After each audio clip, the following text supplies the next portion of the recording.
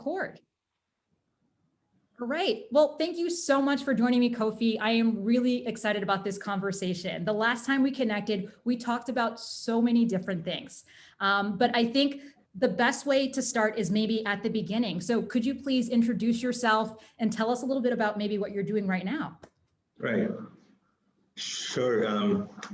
Ika, it's great to connect with you again. We did have an awesome conversation when we last spoke.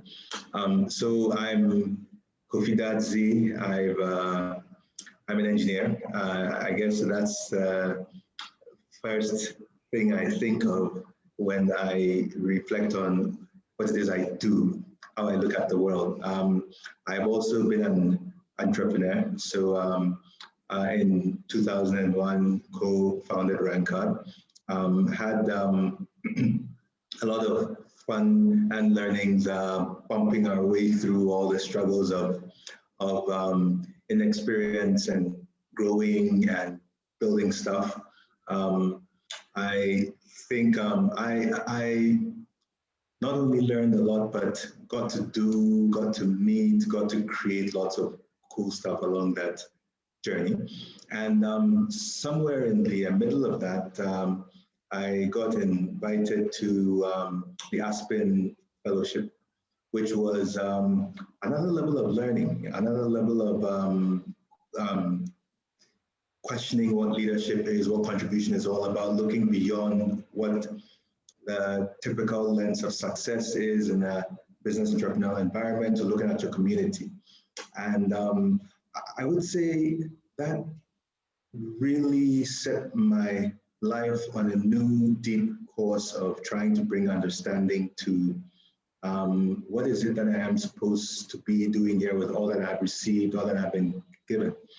And currently I'm doing digital strategy and programming at Mastercard Foundation, where it's kind of bringing in lots of the different things I've learned in technology, in business, and strategy, and governance, away from the structures of what the business world looks like to more of very directed, very intentional community objectives, where the mission is about enabling 30 million young Africans, especially women, in dignified and fulfilling work by 2030.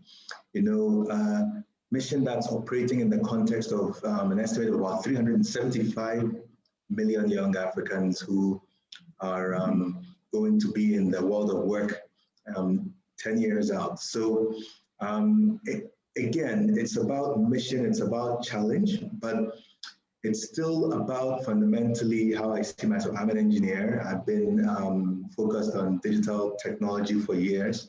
I love to solve problems.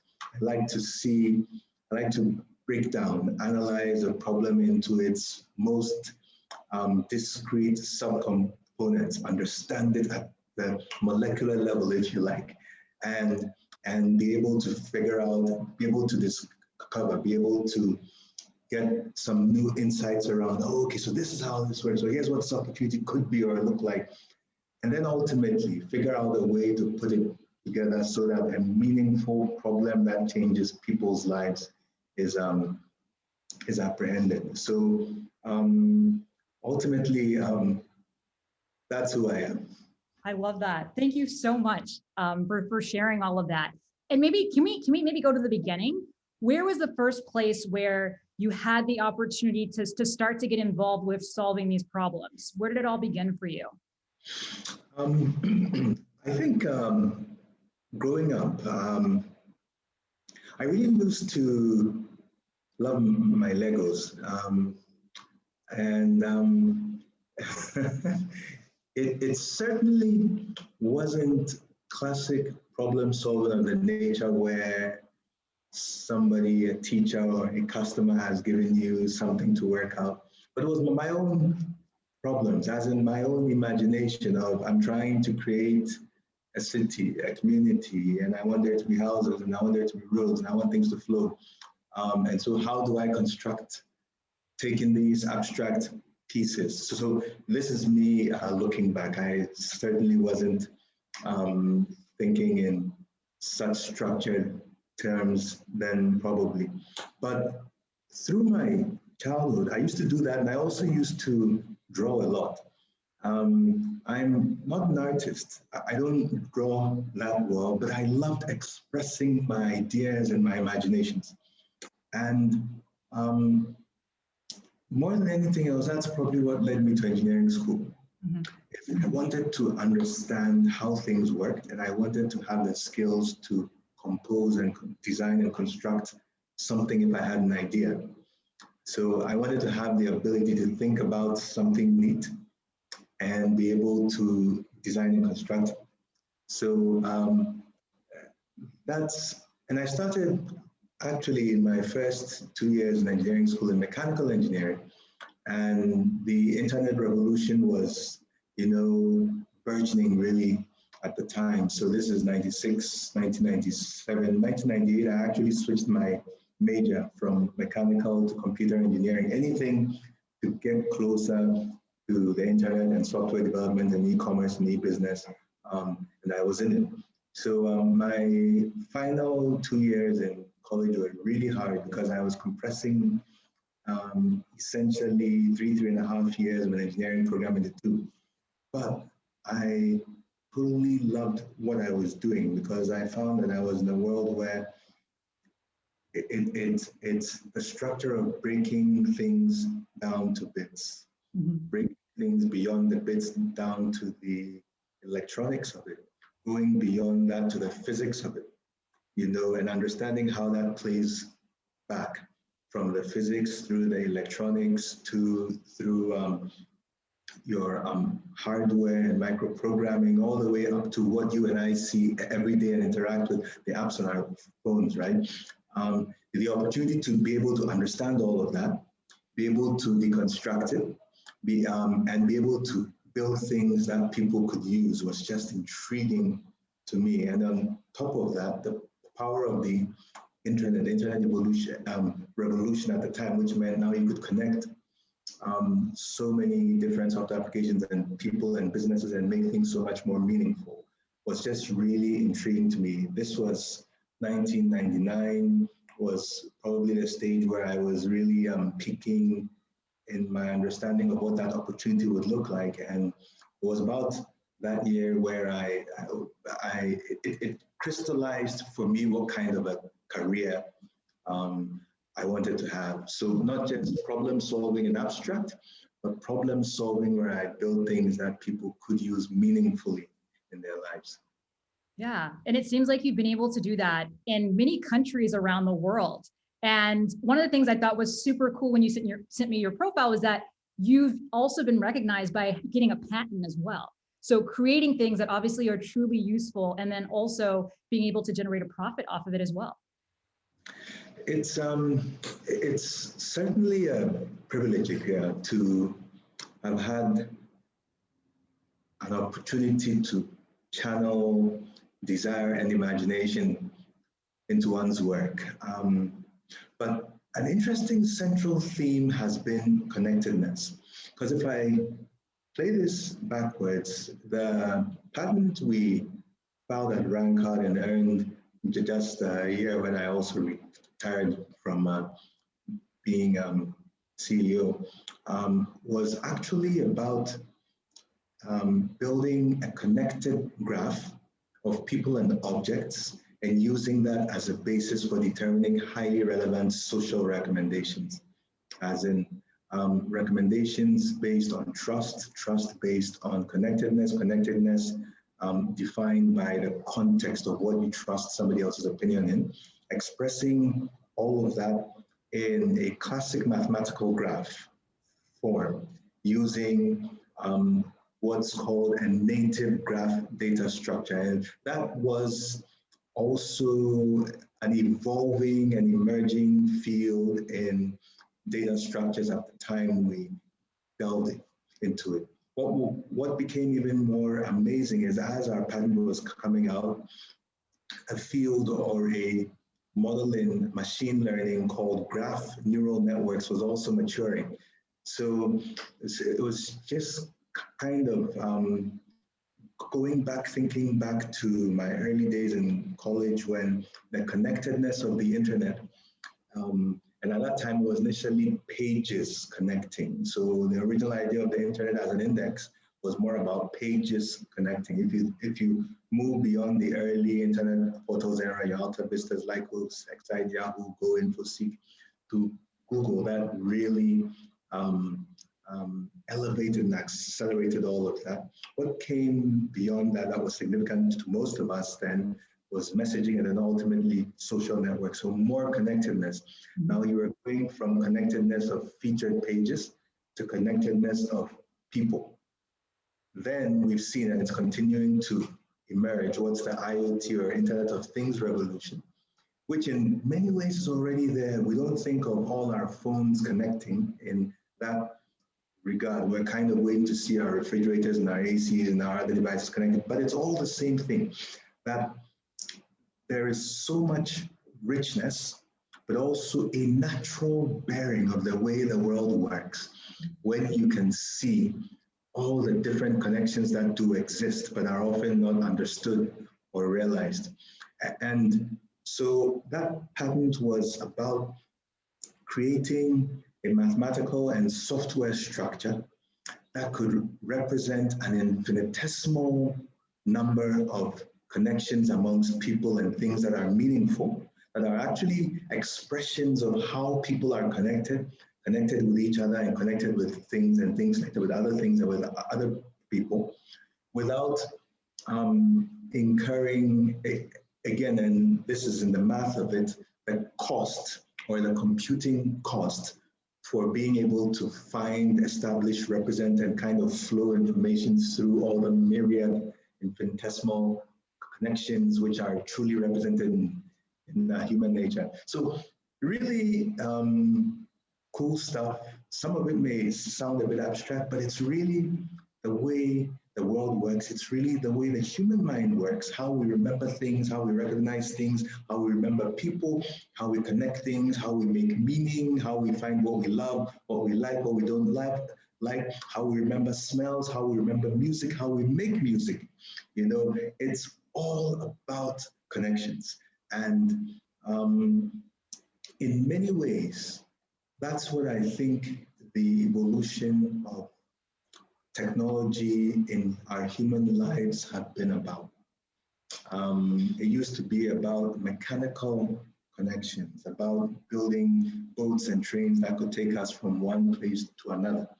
That evolved to wired connections where people could do a telegraph overseas to communicate. And we've seen the evolution of the computer revolution. So we've seen how the hardware revolution yielded to the software revolution, which has yielded to the data revolution we're in now. And it's just a phenomenal thing when you begin to think about things that we couldn't do or we didn't think of as natural to do 5, 10, 15 years ago that we take for granted today. And if you can just provoke your mind to extrapolate that, then it's a really exciting world ahead of us. There is some scary stuff around it. There is some potential dislocation and change in behavior and society, and parents are concerned about kids spending too much time online and not having natural conversational skills and all of that. But I think that's what human nature is all about. We adapt. Mm-hmm. And to have an opportunity to be in the mix of all of that is really what for me is exciting about what this digital revolution is, and to play a role in, even a very small role in building and activating it all.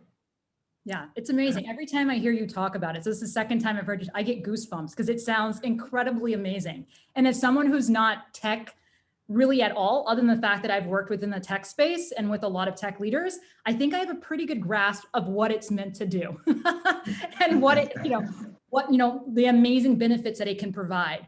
So, I mean, you've given us a really amazing, I think, idea of the impact that you've had and the type of technology that you've been a part of. But I'd love to hear a little bit more, I think, about sort of you and your evolution. Can you tell us a little bit more about this business, this amazing business that you've built in Ghana, and sort of what it looked like when you started versus where it is now that you've decided to sort of remove yourself from it? Right. Yeah, amazing. An amazing journey, really. And when I look back now, especially now as I've stepped down from the business, I'm able also to see myself as I was going through it. A lot of learning, a lot of growing up. I didn't start Rancard with any management experience or background. My co-founder and I was 1 year out of engineering school. He was same year, fresh out of engineering school, and we started. What we did have was inspiration. We had faith. What we didn't have was just any real experience or knowledge in what it takes, as we would look at it from our experience today, to design and build a technology startup through a set of orchestrated phases with clear milestones to a successful outcome. But what was neat was in the early days, we were able to put together an advisory board. And we had people like Dr. Iwa of Ashesi University on it, who just really played such an important, pivotal role in steering our management thinking. So that my co-founder, Ehi, and I began to understand that it was one thing to build a cool product. It was another thing to structure our approach to how it gets to market and put all of that in the context of what the financial structure of the business needed to be, so that that pathway and the length and the journey and all the resources and the logistics and everything else that it takes to actually win in the market with the cool product you have is managed. And managed meaning that the numbers around the resources, the time, and the structures were planned, understood, raised, and available. And it's funny and it's interesting to talk through all that in a structured way now, when the truth is, when we started, we knew very little, next to nothing about that.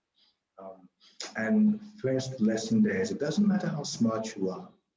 It doesn't even matter how gifted you are. Having mentors, coaches, people who can help you channel your strengths and your gifts in a structured manner that allows you to generate value. Basically, or put differently, get where you really want to go with all of that is fundamental. So that was one key aspect of it. Another was just determination. Ultimately, in Rancard, our core values we established were excellence, integrity, reliability.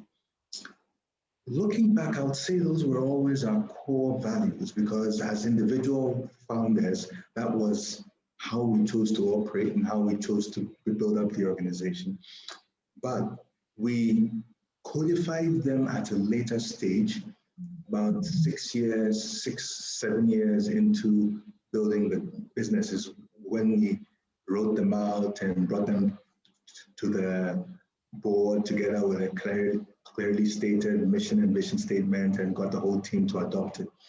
At a time when the meaning of those values were also established, at a time when our raison d'etre, why our customers responded positively to us, what drove us, what defined who we were well established, so that these values had meaning.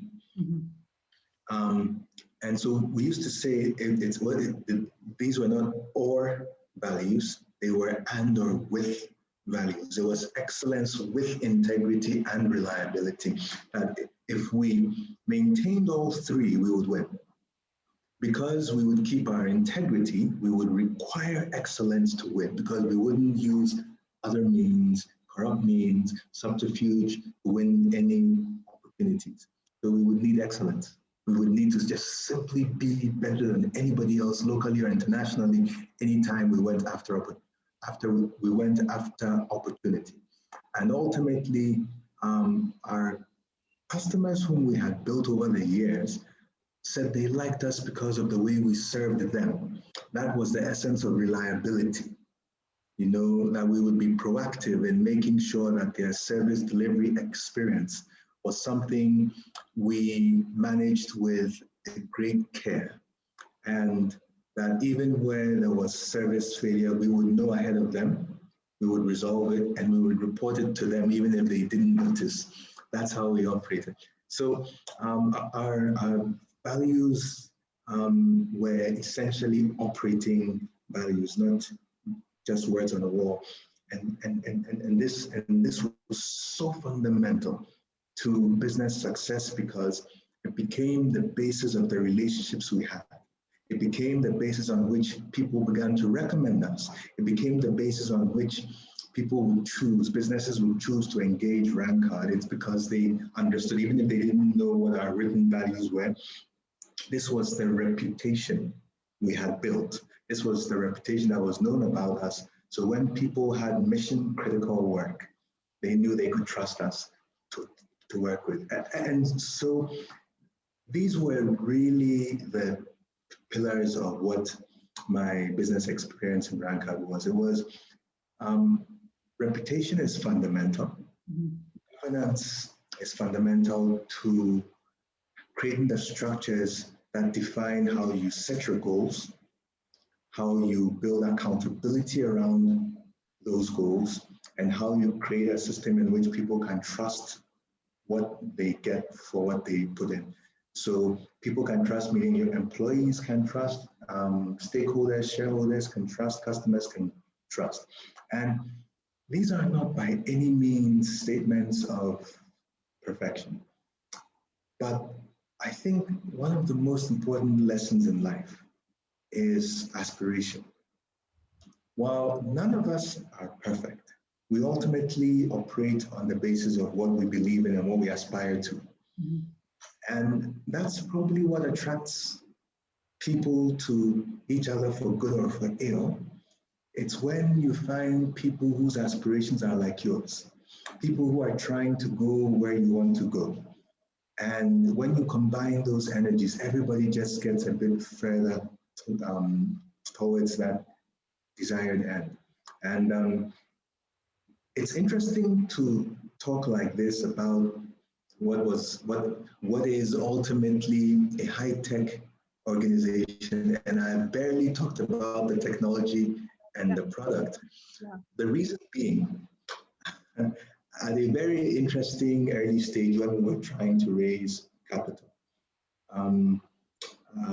one of the early venture capital firms that was based in South Africa we'd spoken with at the time, they ended up not investing, but they did due diligence and they shared the feedback with us. They said, well, geographically it wouldn't work out for them, but they still wanted us to know that they had a very favorable outlook on us.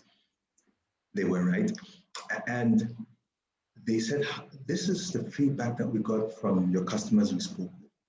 They said to us, it's not so much about the technology. They said, we love the service they give us. And initially, my co-founder and I were upset because we wanted to, as engineers, we wanted to, yeah, their products are the best, they're cool and all that. And we did have significant technology prowess. I mean, we won business against some global technology giants at global telcos. So we knew that our technology, was competing on that level. So it was an initial shock.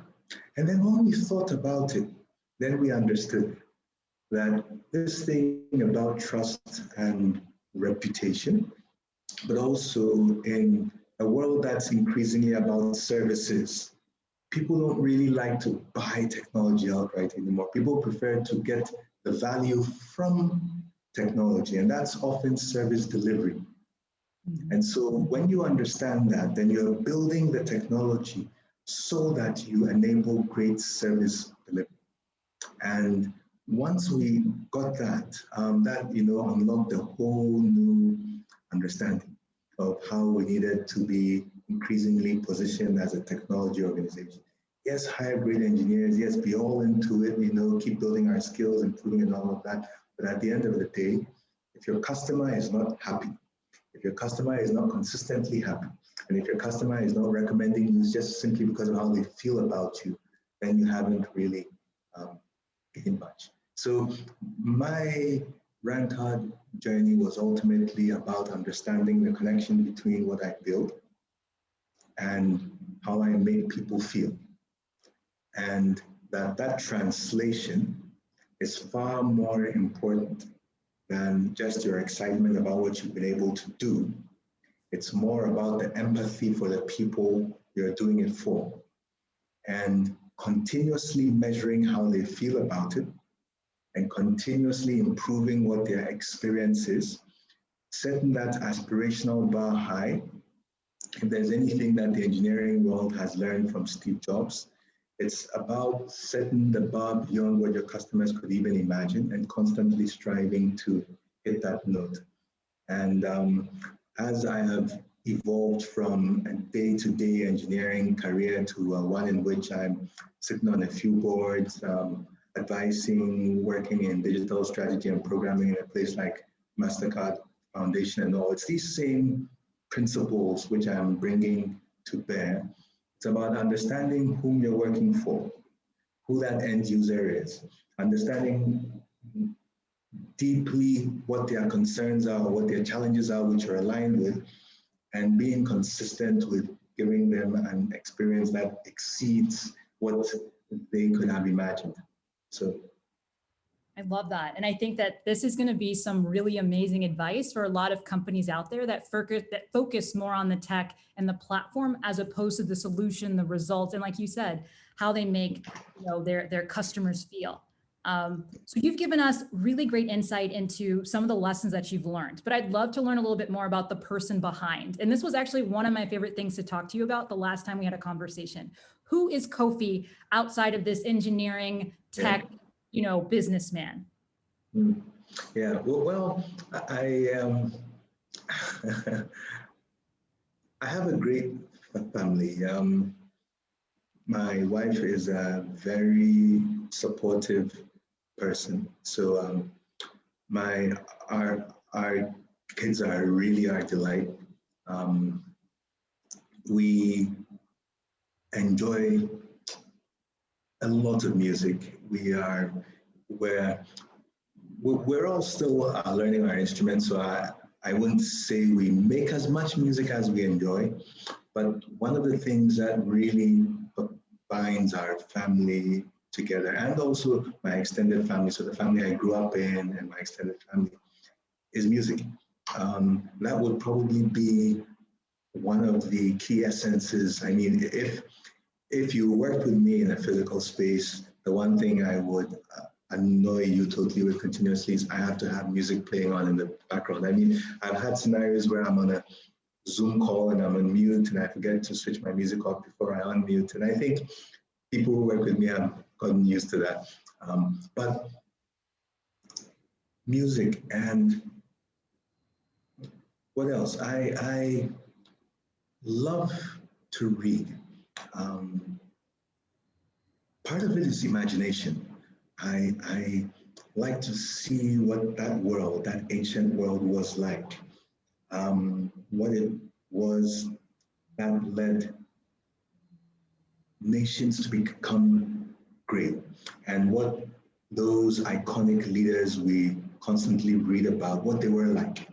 So, oh boy, I have read and continue to read about ancient Egypt, ancient Greece, ancient Rome, the Persians, beginning on the Hittites, the Assyrian Empire.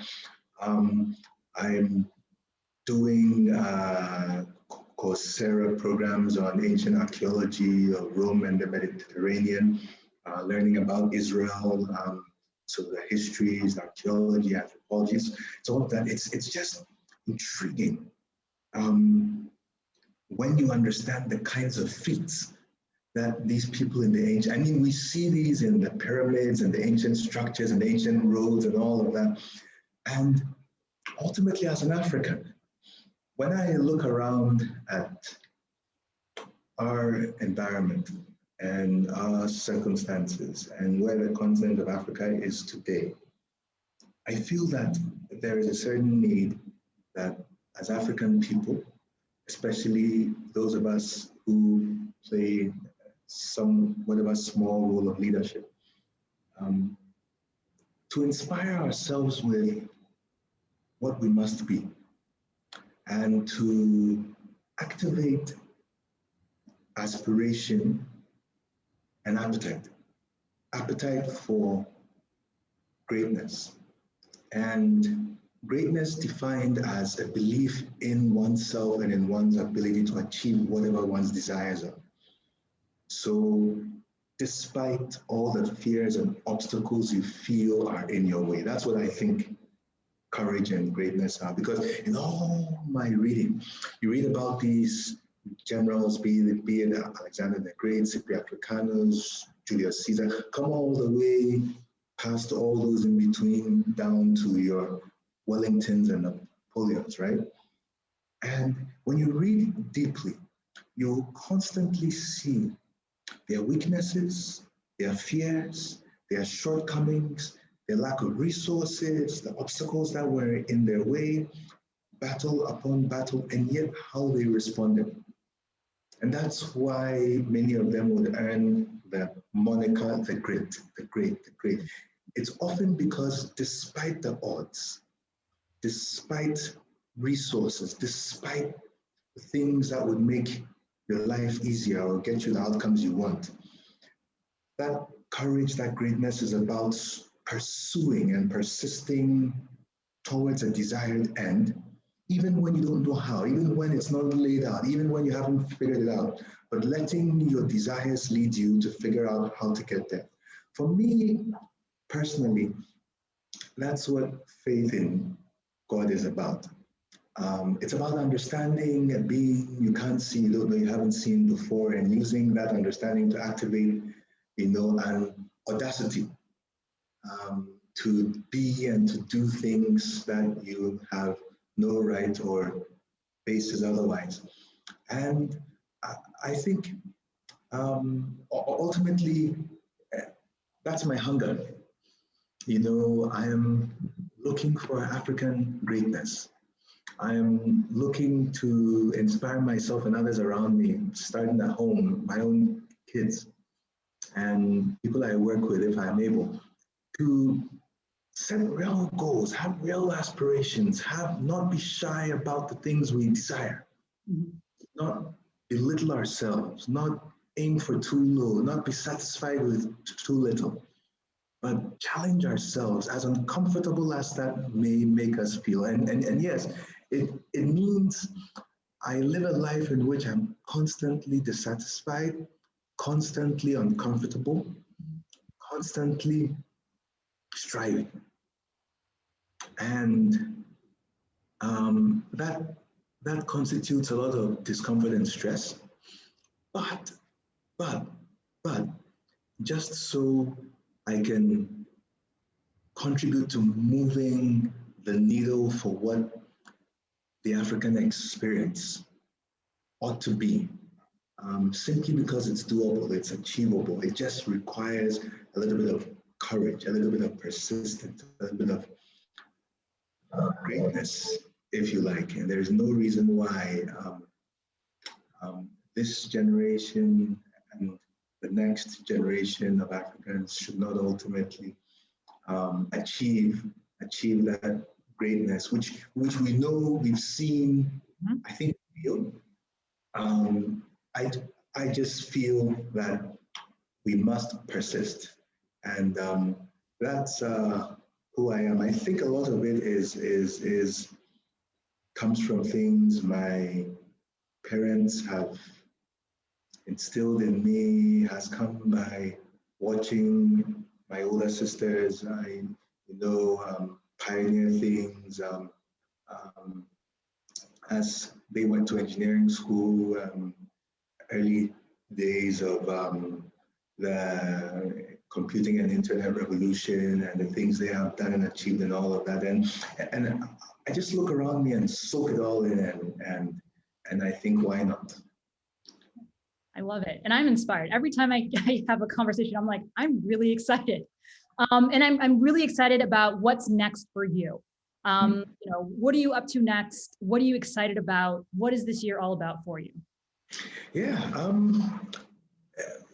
What next is my most significant mental battle right now. It's in my heart and in my mind, just figuring out. So it starts with, what have I learned?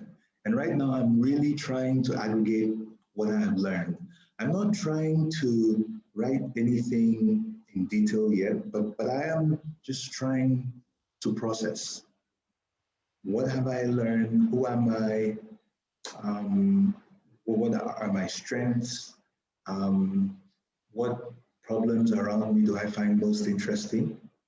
And ultimately,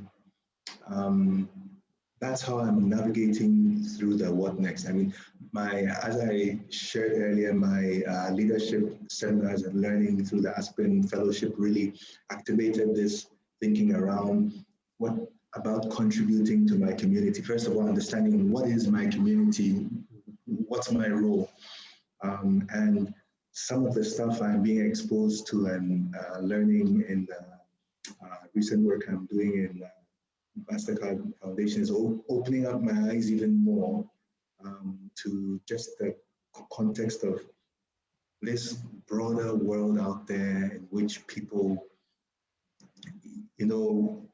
when you gain a better sense, and for me, it's often around numbers. So you could call it development statistics if you like, the things around the measures on livelihoods and where people really are versus where they could be, whether we're looking at it from the perspective of farming communities, young people, women, rural, and all of that, different stages of educational institutions, different nations, and especially the stark realities that last year's pandemic, exposed, and all of these just jumbling up together with the experiences I've had and the things I've been challenged with. And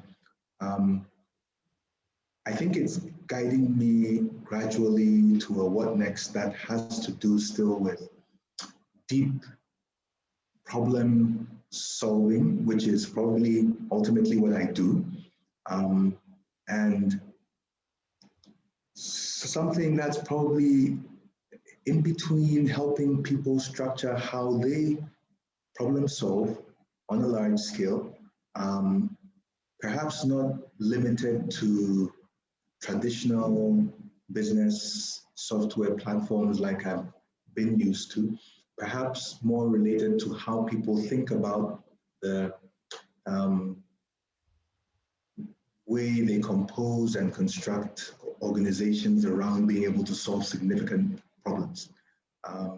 And that's probably still a bit abstract, but it's what I'm exploring, and ultimately figuring out all these things I've learned, all these opportunities I've had, and what's out there, who needs it, who could benefit from it, in what ways that could be unique and could add significant value from what's already out there. So I'm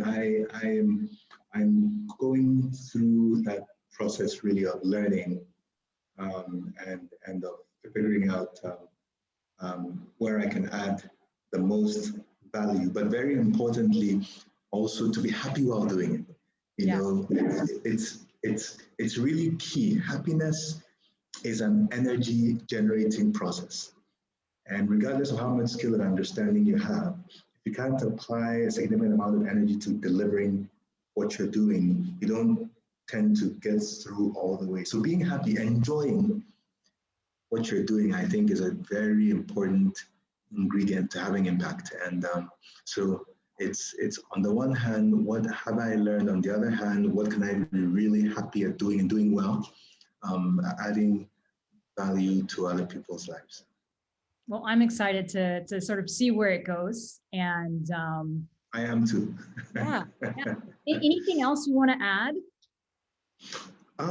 Probably, yeah. Just that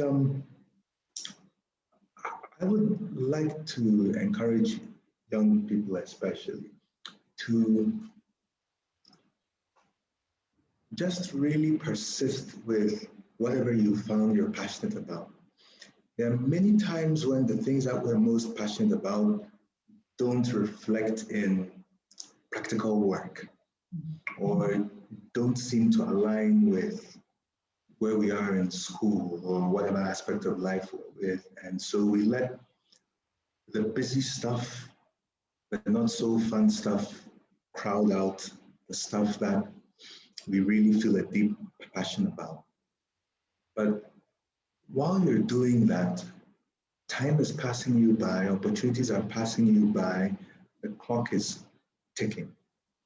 And so if you can find the time and space, which is often some sacrifice, to persist and pursue your passions, especially while you're young, and to build and acquire all the skills you need that will enable you to deliver on your passion. Because it's one thing to have a deep desire about something. It's another thing to have the skill to convert it to value.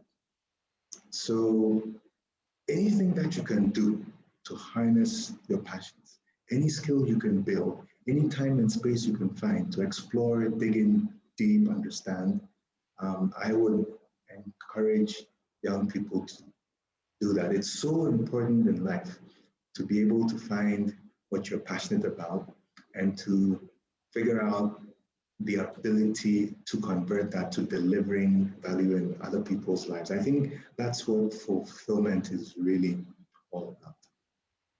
Amazing. Absolutely amazing. Well, Kofi, thank you so much for your time, for your thoughts, for your energy. As always, it's such a pleasure to listen to you talk about your experience, and I look forward to seeing what you do next. Pleasure is all mine, Nikia. Thank you so much. All right. Thank you again. Bye. Catch up soon. Bye-bye.